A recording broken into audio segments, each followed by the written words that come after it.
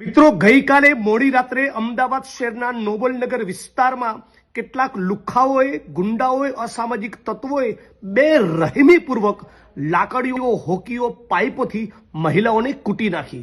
આપણા ગુજરાતની આપણા અમદાવાદની બેન દીકરીઓ માતાઓને મારી ગુંડા તત્વોએ આ એટલા માટે બની રહ્યું છે જ્યારે ગુજરાતના ગૃહમંત્રીના વિધાનસભા ક્ષેત્ર મજૂરામાંથી દારૂના અડ્ડા પકડાય, જ્યારે પોલીસ કમિશનર અમદાવાદ, સુરત, વડોદરા, રાજકોટની કચેરીઓની 2 કિલોમીટરની ત્રિજ્યામાં ચરસ, ગાંજો, દારૂ, ડ્રગ્સનો વેપાર થતો હોય તો ગુજરાતના કયા ગુંડાને એવી બીક રહે કે કાયદો કાયદાનું કામ કરશે?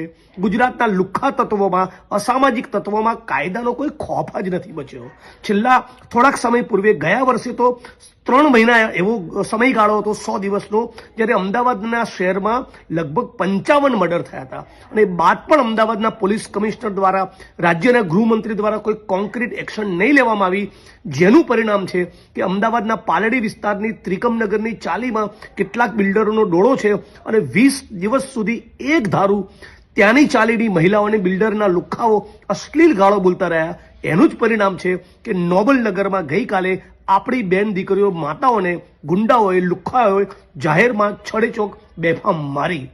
પોલીસ કમિશનર અને રાજ્યના ગૃહમંત્રી તાત્કાલિક આ મુદ્દે પોતાનો ખુલાસો આપે અને ગૃહમંત્રીએ તો વિધાનસભાના મંચ ઉપર સ્ટેટમેન્ટ કરવું જોઈએ કે અમદાવાદમાં, સુરતમાં ચાલી રહ્યું છે શું।